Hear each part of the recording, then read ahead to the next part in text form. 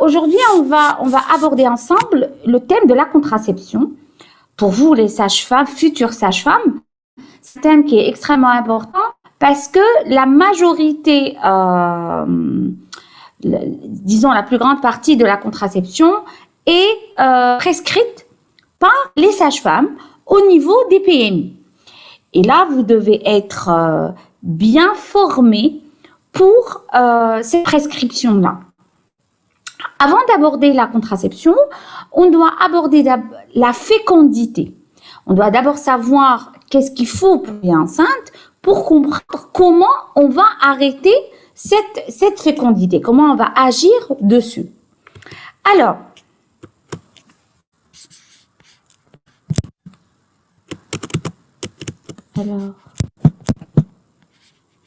là, voilà. Alors, excusez-moi 2 minutes. C'est quoi une fécondité ou une fertilité? C'est la capacité à obtenir un enfant à un moment donné. Elle est mesurée par la fécondabilité. La fécondabilité, ça veut dire c'est la probabilité de concevoir à chaque cycle. Il faut voir que cette fécondité, elle est de 25% uniquement pour une femme jeune de 25 ans.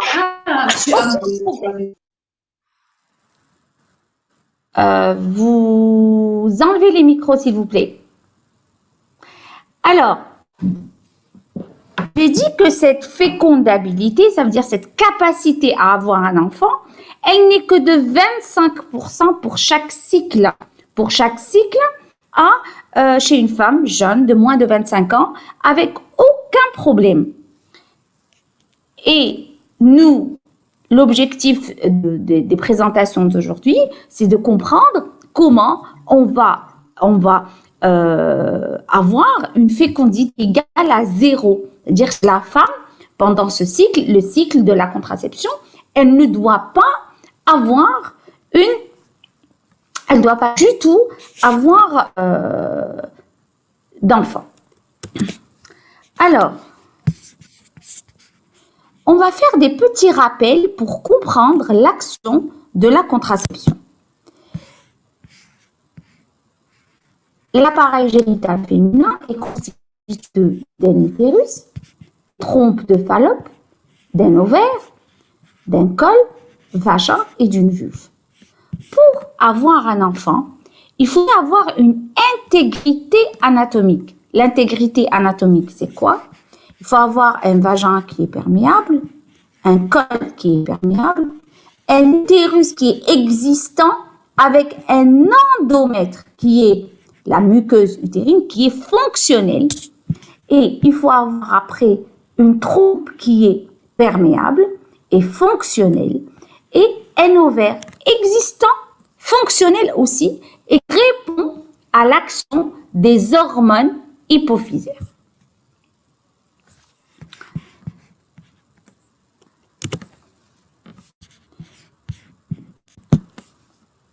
Alors, maintenant, si on voit l'ovaire, excusez-moi, c'est un peu flou. Alors, l'ovaire est constitué de quoi? Il est constitué de follicules primordiales primaires, de follicules secondaires, de follicules de Degraaff, et après ce follicule de Degraaff, après l'ovulation, il deviendra un corps jaune. Pour avoir une ovulation, il faudrait qu'on ait des follicules qui soient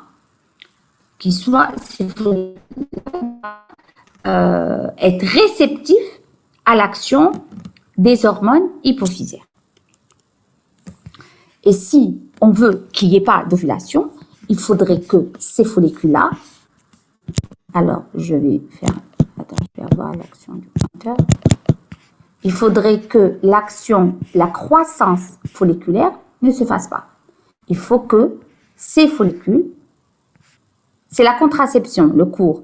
Mais là, je vous fais un petit rappel sur la fertilité normale, pour que vous puissiez comprendre l'action des différents contraceptifs.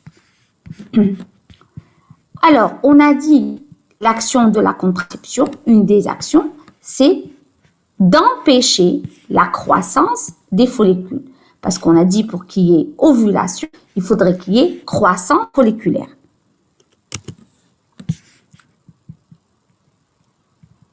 Si vous n'entendez rien, c'est qu'il y a un problème sur votre téléphone à vous, bien votre ordinateur. Alors, maintenant, on fait un rappel sur l'axe hypothalamo-hypophyse. Alors, l'axe, qu'est-ce qui se passe? Il y a l'hypophyse qui va agir sur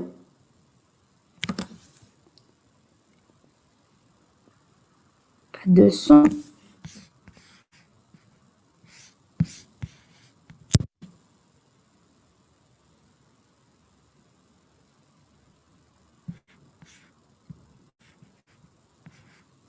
Vous m'entendez ou pas? Est-ce que vous m'entendez? Oui, très bien. Alors, je répète. On a dit que pour avoir une fécondité normale, il faut déjà avoir une intégrité anatomique de l'appareil génital féminin. Il faut avoir un ovaire. Il faut avoir un ovaire avec les différents follicules. Et si on veut le contraire, arrêter cette fécondité, il faudrait qu'on arrête la croissance du follicule. Il faudrait qu'on n'ait pas d'ovocytes, d'ovules, donc d'ovocytes. Maintenant, qu'est-ce qui fait que ce follicule augmente de taille? C'est l'action des hormones hypophysaires. L'hypothalamus, par le biais de la GnRH, il va agir sur l'hypophyse qui, elle va sécréter d'abord la FSH. La FSH, elle va entraîner la croissance du follicule. La croissance du follicule, le follicule qui est déjà mûr, qu'est-ce qu'il va faire? Il va sécréter de l'œstrogène à des doses importantes. Et cet œstrogène va avoir un rétrocontrôle positif.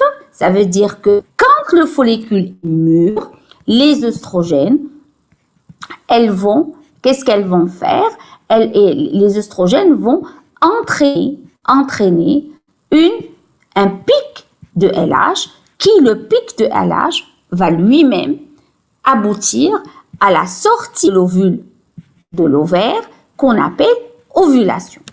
Après expulsion de l'ovule, on aura formation de corps jaune qui, lui, va commencer à sécréter de la progestérone. Et cette progestérone a aussi un effet de rétrocontrôle négatif. Alors, je m'explique. L'œstrogène du follicule mûr, ça veut dire qu'il a subi une croissance. Il va entraîner le pic de LH pour l'ovulation. Mais si on a beaucoup d'œstrogène dès le début du cycle, il va entraîner un rétrocontrôle négatif. Qu'est-ce que ça veut dire un rétrocontrôle négatif? Ça veut dire que cette augmentation des œstrogènes va entraîner un effet négatif sur l'hypophyse. Il n'y aura pas de sécrétion de FSH. Si on n'a pas de sécrétion de FSH, on n'aura pas d'ovulation. Et c'est de là qu'on va comprendre le mécanisme de la contraception hormonale à base on va donner les œstrogènes, mais dès le début du cycle. Si je donne les œstrogènes dès le début du cycle, j'aurai un rétrocontrôle négatif et je n'aurai pas de FSH. Alors, parce que en début de cycle, normalement, le taux d'œstrogène dans un cycle normal physiologique est bas. Il est bas et il ne va augmenter que avec la croissance du follicule. Et cette croissance folliculaire qui va donner des œstrogènes qui entraînent le pic de LH. Mais dans le cas de la contraception, l'augmentation le taux d'œstrogène qu'on a nous apporté par la pilule va être augmenté dès le début du cycle et cette augmentation aura un rétrocontrôle négatif, pas de FSH, pas d'ovulation, donc pas de fécondité et il n'y a pas de grossesse. Maintenant, les œstrogènes ont aussi une action sur l'utérus et sur la glaire et la progestérone est obligatoire à l'anidation. Mais même la progestérone à des taux importants, elle aura un rétrocontrôle négatif sur la sécrétion des hormones hypophysaires. Ça veut dire que si vous donnez des œstrogènes à des doses importantes ou vous donnez à des doses importantes, vous allez avoir un rétrocontrôle négatif et donc pas d'ovulation. Et c'est là le mécanisme le plus important de la contraception hormonale. Et j'ai dit aussi qu'elle avait une action sur l'endomètre et sur le vagin. Maintenant, on va passer, alors là, ce schéma-là, il vous récapitule. On a l'hypothalamus qui donne de la GnRH, qui agit sur l'hypophyse qui va agir sur la FSH va agir sur le follicule, il y aura une croissance folliculaire, le follicule va sécréter des œstrogènes en période, si l'augmentation des œstrogènes est en période pré-ovulatoire, il y a un effet de rétrocontrôle positif, ça veut dire hypophyse. Mais si les œstrogènes sont augmentés dès la phase folliculaire, ça veut dire au début de la phase folliculaire, là on a un rétrocontrôle négatif. Et c'est là l'action de notre, contraception hormonale. Et c'est la même chose pour la progestérone. Alors, la progestérone plus les œstrogènes en phase lutéale entraînent un effet négatif sur l'hypophyse et l'hypothalamus.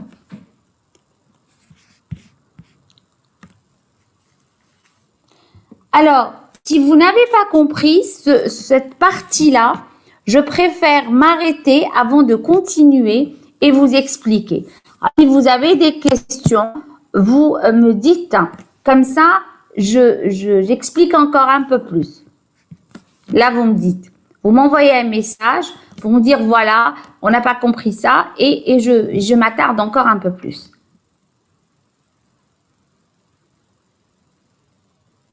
C'est bon pour tout le monde?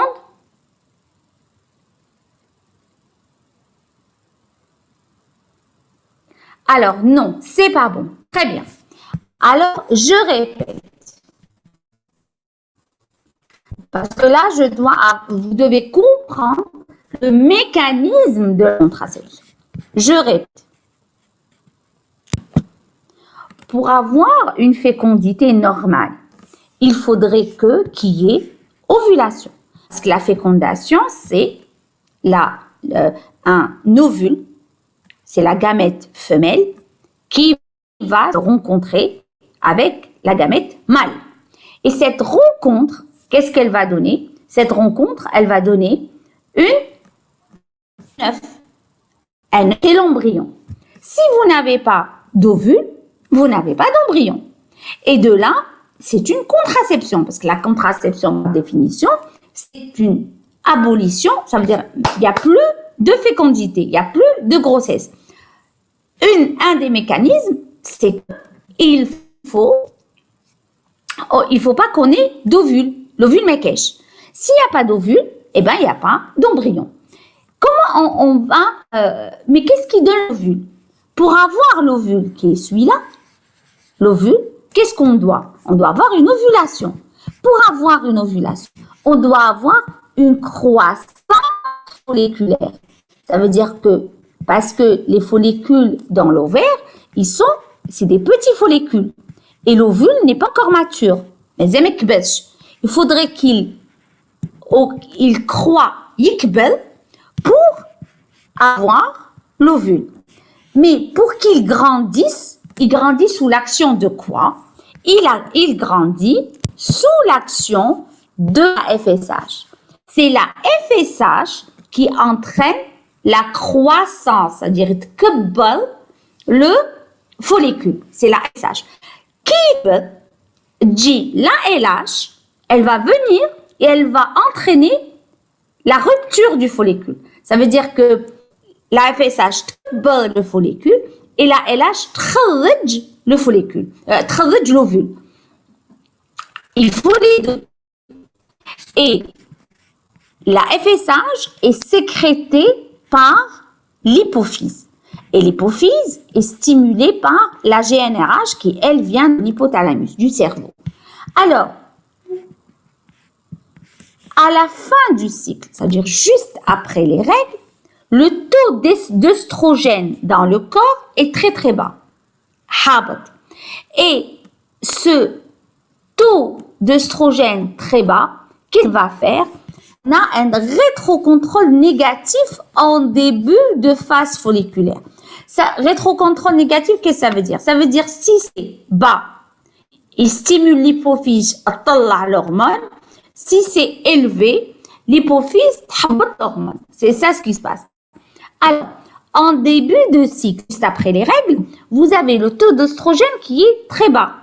Parce que le corps jeune ne sécrète pas d'œstrogène. Il est très bas. Puisqu'il est bas, qu'est-ce qu'il va faire? Il va entraîner un rétrocontrôle positif, négatif. Ça veut dire, il est bas, il stimule la sécrétion de la FSH. La FSH, elle va venir sur le follicule, elle va le faire croître. Le follicule, quand il va commencer à grandir, lui, le follicule, il sécrète les œstrogènes. Alors, les œstrogènes vont commencer à augmenter au fur et à mesure que ce follicule augmente. Et cette augmentation du taux d'œstrogène, en période périovulatoire, ça veut dire vers le 12e jour, quand le follicule est très gros, quand il atteint 20 mm de taille, en préovulatoire, on a ce qu'on appelle un rétrocontrôle positif. Ça veut dire, c'est élevé, il y a élevé, c'est bas, il y a bas. Mais là, c'est élevé, le taux d'œstrogène est élevé, ça va entraîner un pic de LH au niveau de l'hypophyse. Le pic de LH, qu'est-ce qu'il fait? Il stimule la sortie de l'ovule. La sortie de l'ovule. Ça, après la sortie de l'ovule, le follicule, il devient un corps jaune. Et ce corps jaune, il sécrète un peu d'œstrogène, mais il sécrète beaucoup de progestérone. Il ne sécrète plus autant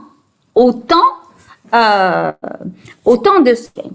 Et cette progestérone aussi, elle a un effet de rétrocontrôle négatif. Ça veut dire que cette progestérone, elle inhibe, elle aussi, la sécrétion d'œstrogène, de FSH et de LH par l'hypophyse. Ça, c'est pour une fécondation normale, pour une fécondité normale. Maintenant, je parle de la contraception. Moi, je veux pas qu'il y ait d'ovulation. Mon but, c'est que ni j'ai de croissance folliculaire, ni j'ai d'ovulation. Je dois agir là. Je dois agir au début. Vous voyez ma flèche? Est-ce que vous voyez la flèche? Non. Non? Oh. Je vais voir, est-ce que je fais...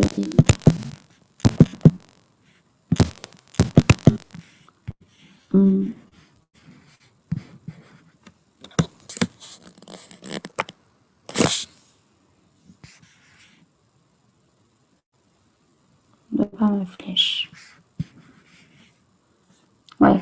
En tout cas, là, je disais que si maintenant je veux pas avoir d'ovulation, alors je dois pas avoir de FSH en début de phase folliculaire et je ne dois pas avoir de pic de LH. Alors qu'est-ce que je dois faire dès le début du cycle, comme sur le de rétrocontrôle négatif.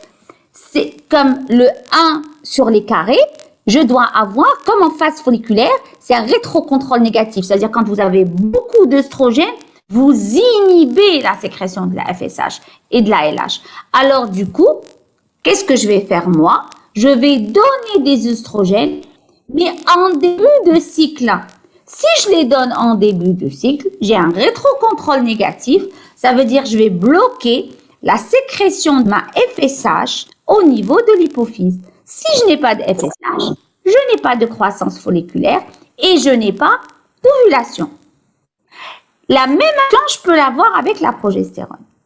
Exactement la même action, parce que sur les schémas là, si vous voyez le numéro 3, eh bien le numéro 3, la progestérone associée aux œstrogènes, pareil, elle inhibe elle a un rétrocontrôle négatif, ça veut dire la sécrétion de la FSH et de la LH. Et si tu n'as pas de sécrétion de FSH, tu n'as pas de croissance folliculaire et tu n'as pas d'ovulation. Est-ce que c'est bon? C'est bon ou c'est pas bon? Docteur, Très bien. Oui? vous pouvez me répéter s'il vous plaît. À cause de connexion, on se met Je vous répète, à cause de la connexion, mais ce matin, je me D'accord. Très bien. Je vais répéter. Alors, je veux savoir, est-ce que tu fais monnaie très bien ou là, tu quand je parle un peu en arabe? Non, madame, فهمنا مليح برك le son كان يتقطع من قبل. À cause de la connexion. Oui, madame, à cause de la Oui, connexion. madame. Très bien. Alors, je répète. J'ai dit, pour avoir une fécondation, pour avoir une fécondité normale, avoir un ovule. L'ovule, c'est la gamète femelle. Je dois l'avoir, sinon j'ai pas de fécondation.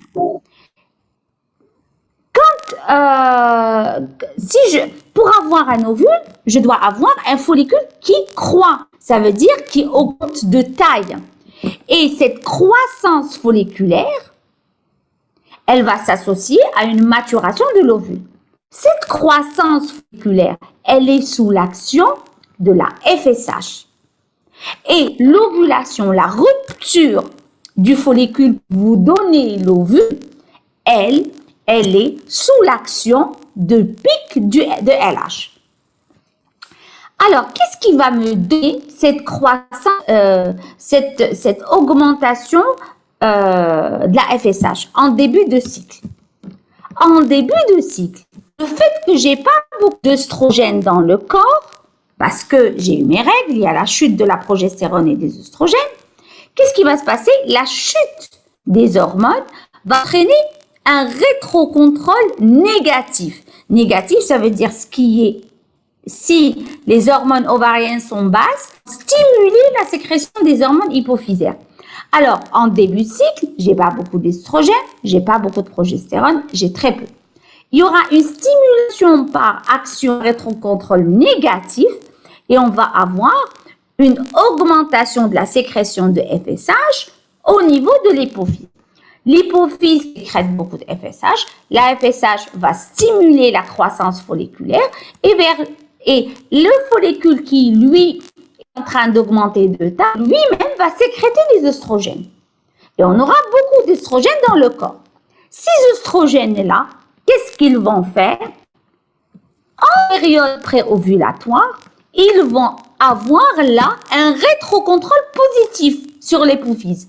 Ça veut dire l'augmentation des œstrogènes va entraîner un pic de LH. Et ce pic de LH va lui entraîner la rupture de l'ovule. C'est-à-dire, il ne suffit pas que l'ovule est kbel, il faut qu'il sorte de l'ovaire pour que la trompe le capte et pour qu'il y ait fécondation. Et ce pic de LH est sous l'action du rétrocontrôle positif des œstrogènes. Ça, c'est une fécondité normale. Mais moi, je suis en cours de contraception. Je veux avoir le contraire. Je veux pas qu'elle tombe enceinte. Qu'est-ce que je fais? On a dit qu'en début de phase folliculaire, je dois avoir j'ai un rétrocontrôle négatif. Ça veut dire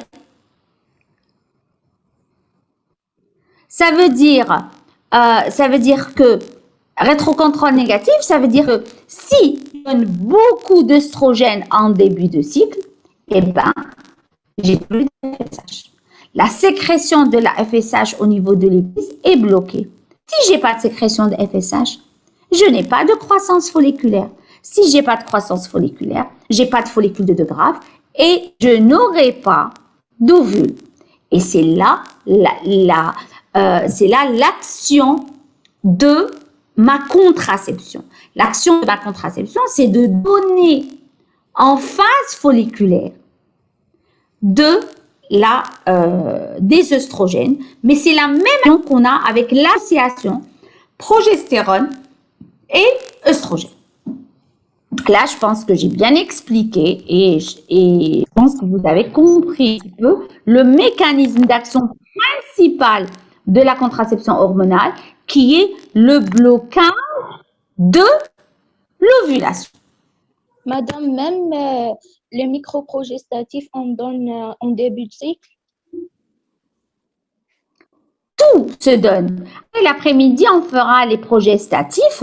Et là, je vous expliquerai un petit peu leur mécanisme aussi, comment ça se donne et comment on donne ça. Je vous expliquerai bien après les progestatifs. D'accord? D'accord, merci, docteur. Voilà, on va avancer maintenant. Alors,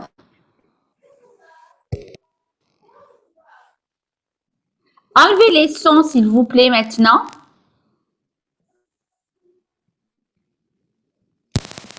Alors,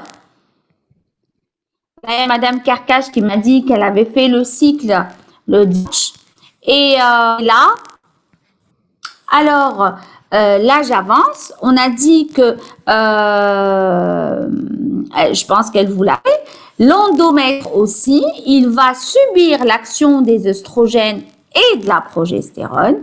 Et il va, en début de cycle, il va subir une prolifération et sous l'action de la progestérone, il va subir une maturation. Maintenant, une action encore de la contraception hormonale, que si vous donnez de la progestérone dès le début du cycle, vous allez contrecarrer ce cycle menstruel et vous n'allez pas avoir une croissance endométriale nécessaire à une nidation. Et c'est une autre action de la contraception hormonale. Ça veut dire que la contraception hormonale, elle aura une action sur le blocage de l'ovulation, mais elle aura aussi une action sur la modification de la structure de l'endomètre, parce que pour qu'il y ait nidation, il faut qu'il y ait cette phase endométriale et cette modification de la structure de l'endomètre pour qu'il y ait nidation. S'il n'y a pas que des œstrogènes en première phase, vous n'aurez pas ça. Et du coup, vous n'avez pas de nidation. Deuxième action de la contraception hormonale. Alors, maintenant, quels sont les effets d'hormones stéroïdes? Les œstrogènes stimulent, comme on a dit tout à l'heure, l'ovogénèse et la croissance des follicules. Ils ont un effet anabolisant sur les organes génitaux. Anabolisant, ça veut dire ils entraînent la croissance des organes. Et ils entraînent la croissance pubertaire et les caractères sexuels. Et aussi, on a ce qu'on appelle un effet métabolique. On va voir un petit peu en détail dans la planche suivante. La progestérone, elle a comme action la modification de la glaire et la lactation et l'effet durant la grossesse. Alors, l'effet des œstrogènes sur les ovaires, il stimule la maturation et le déclenchement du cycle menstruel. Sur l'utérus, il stimule la maturation et prépare l'utérus au développement du fœtus. Ça veut dire que si vous n'avez pas d'œstrogène, à des taux normaux, vous pouvez avoir une bonne fécondation. Le vagin, c'est la même chose. Il stimule la maturation et la lubrification et l'épaisseur de la muqueuse vaginale. Le cerveau, il régule la température. Le cœur et le foie, il régule la synthèse de cholestérol et diminue la plaque athéromateuse. C'est très, très important. Et l'os, il contribue au maintien de la densité osseuse. Pourquoi je tenais à vous donner cette planche? Tout simplement pour vous rappeler que donner un progestatif uniquement sans donner d'œstrogène et les les progestatifs à des doses élevées dans un but de contraception pendant longtemps,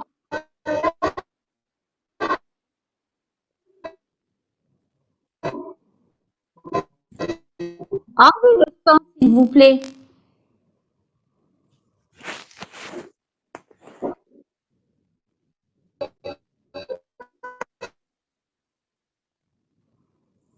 Alors,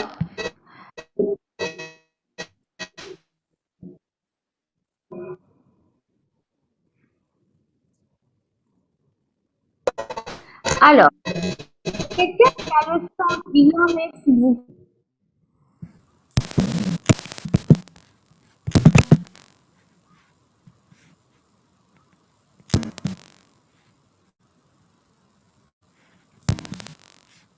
Enlevez-le, voilà.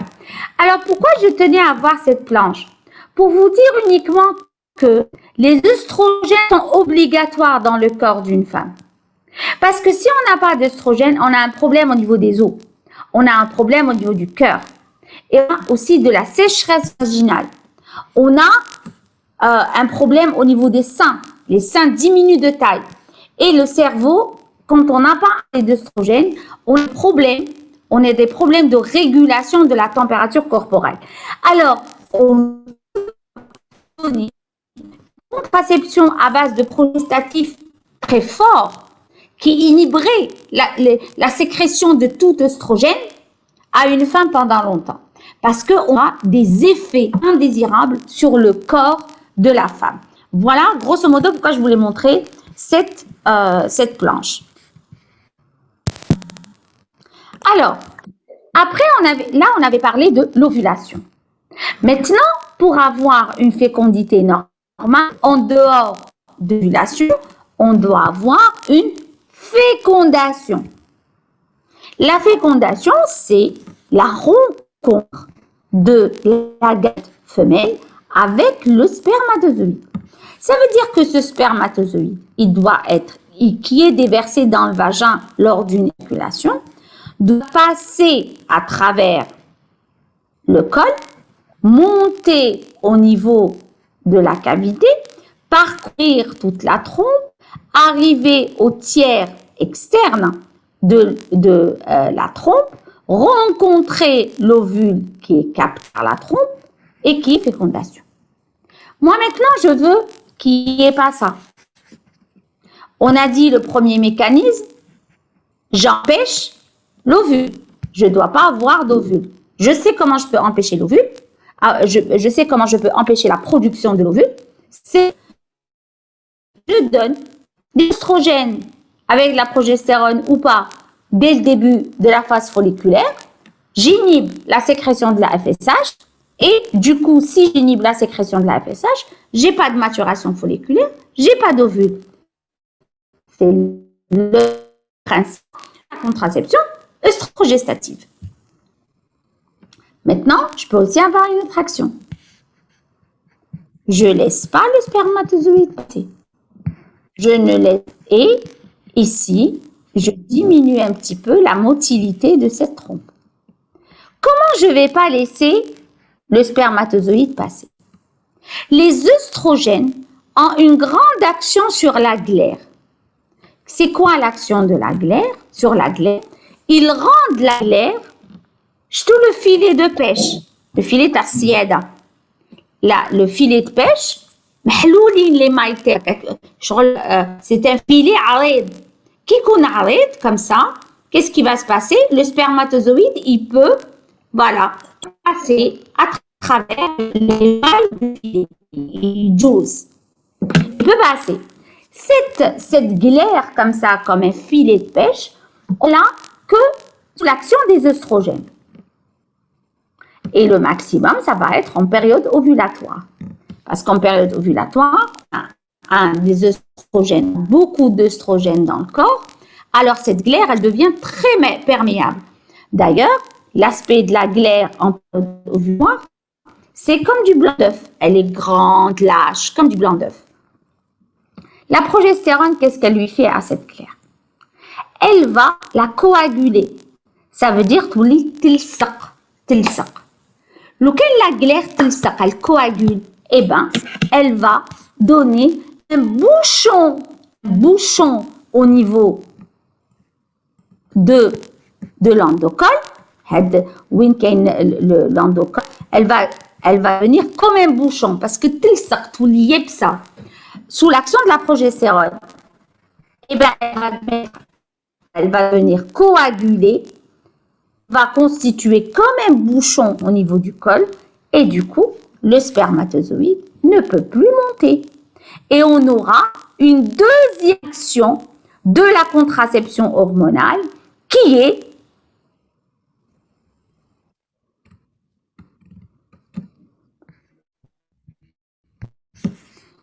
alors, là, je vais...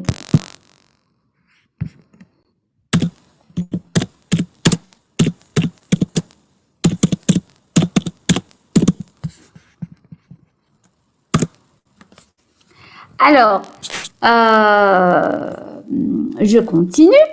Et alors, ça va devenir un bouchon au niveau du corps. Et ce bouchon va empêcher les spermatozoïdes de monter. Et on aura une deuxième action de la contraception hormonale. Là, c'est une action périphérique. Aussi, qu'est-ce qu'elle fait? Là, la progestérone, qu'est-ce qu'elle fait? Elle diminue la mobilité de cette trompe. Parce que la trompe, elle doit bien bouger pour aller attraper l'ovule. Et quand elle l'attrape, il y a fécondation. Après, elle bouge pour transporter le fécondé jusqu'à l'utérus. Mais si elle bouge pas bien, eh ben, il n'y a pas captation d'ovule. Et le spermatozoïde, même celui qui est passé à travers ce bouchon du col, eh ben, il ne pourra pas arriver au niveau du tiers externe de la trompe parce qu'elle l'aide pas. Elle l'aide pas la trompe pour le faire transporter. Voilà aussi une autre action de la contraception hormonale. Vous avez compris, j'avance ou il y a des questions sur cette partie-là du mécanisme d'action de la contraception.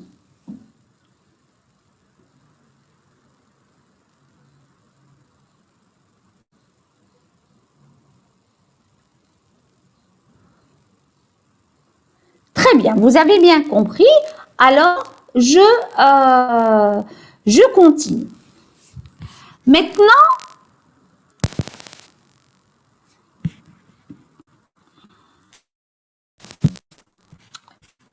je continue. Il y a eu fécondation. Après la fécondation, le 7e jour après la fécondation, qu'est-ce qui va se passer? L'œuf, il arrive au niveau du fond de l'utérus pour se nider. On appelle ça nidation ou... Alors, on me demande un peu d'expliquer en arabe. L'œuf, ça veut dire le bébé li takhlaq. Qui takhlaq? Il va arriver au niveau de l'utérus, ça veut dire il va passer complètement à travers la trompe kamel, besh yilhaq au niveau de l'utérus, au niveau du fond utérin, pour se nider, ça veut dire yilsaq, pour s'implanter. Mais pour s'implanter, comme je vous ai montré dans la planche précédente, l'endomètre, il faut que l'endomètre soit gros. Il faudrait qu'il ait subi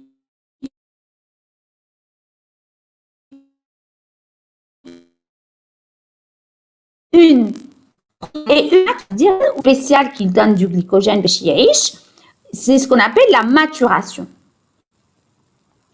Mais si il n'a pas augmenté de taille et il n'a pas subi une bonne maturation, parce qu'il n'y a pas de maturation, بلا ما يكبر لازم يكبر باش يتعمر بلي cellules اللي فيهم le glycogène pour que le bébé يعيش les premiers jours. Eh bien, même le cancer de fécondation, il n'y aura pas de nidation. Mais il sache. Même s'il y a eu fécondation. Et qu'est-ce qui empêche cette nidation? C'est l'endomètre qui n'a pas proliféré. Et qu'est-ce qui fait qu'il ne prolifère pas? C'est la progestérone. Ça veut dire que si vous donnez de la progestérone dès le début du cycle, encore, vous empêchez la prolifération, ça veut dire l'ikbel de taille de l'endomètre sous l'action de la progestérone. Et si il n'y a pas d'implantation. Ça veut dire que la progestérone a une double action périphérique. Elle agit sur la glaire, un bouchon. Il empêche les spermatozoïdes à travers le col et elle empêche la prolifération, la maturation, donc la maturation de l'endomètre, ما تخليش l'endomètre يكبر. Alors يقعد رقيق et du coup la قعد رقيق, il n'y a pas d'implantation. Je récapitule. La contraception, alors qu'est-ce qu'elle va faire? Hormonale. La première action la plus importante, elle empêche l'ovulation parce qu'elle empêche l'augmentation de la FSH en début de cycle. Et la deuxième action de la progestérone surtout, là c'est la progestérone qui a son action, elle fait coaguler la glaire et elle empêche l'ascension du spermatozoïde. Et ça veut dire le spermatozoïde lâche.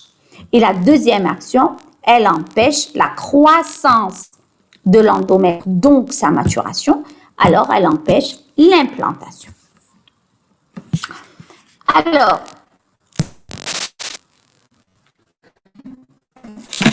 là, on va faire une petite synthèse. Qu'est-ce qu'il faut pour l'obtention d'une grossesse? Il faut un cycle ovulaire. Il faut l'excrétion normale des gamètes. C'est-à-dire qu'il faudrait qu'on ait l'ovule. Pour avoir l'ovule, il faudrait un cycle ovulatoire. Ça veut dire croissance folliculaire et ovulation. Ça veut dire FSH normal et pic de LH. Une spermatogénèse normale, ça veut dire qu'il faut qu'il y ait des spermatozoïdes. Il faudrait que ces spermatozoïdes arrivent au niveau de l'ovule. Et là, il faut la rencontre des gamètes. Ça veut dire qu'il faut une normalité du tractus génital féminin et une glaire cervicale normale. Et c'est là où elle va venir la deuxième action de la pilule. C'est de rendre cette glaire cervicale anormale en la coagulant grâce au progestatif. Et il faudrait que la trompe utérine soit perméable et libre. Après, il faudrait qu'il y ait rencontre ovocyte des spermatozoïdes et la contraception, elle va éviter cette rencontre d'ovocytes et spermatozoïdes. Après, il faut une implantation de l'embryon avec un utérus normal et un endomètre fonctionnel. Et la contraception, elle va rendre cet endomètre non fonctionnel. Ça veut dire les trois mécanismes de la contraception hormonale essentiellement, c'est arrêter l'ovulation, rendre la glaire imperméable aux spermatozoïdes et rendre l'endomètre impropre à l'ovulation.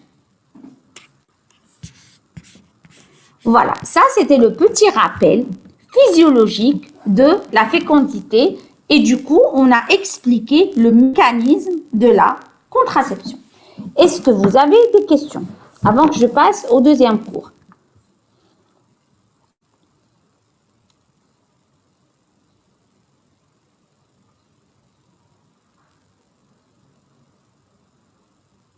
Non, madame, il n'y a pas de terme. Merci beaucoup. Très bien. Alors, il y a quelqu'un qui dit les préceptions œstroprogestatives supprimées ou bloquent l'ovulation. C'est exactement ça, c'est ça la préception œstroprogestative. Alors, quel mécanisme la progestérone agit sur la glaire? Alors, par quel mécanisme? Alors, c'est en la rendant épaisse. Je vous ai expliqué, les œstrogènes entraînent entraînent une structure particulière de la glaire. La glaire devient lâche et comme un filet bien à mailles très espacées.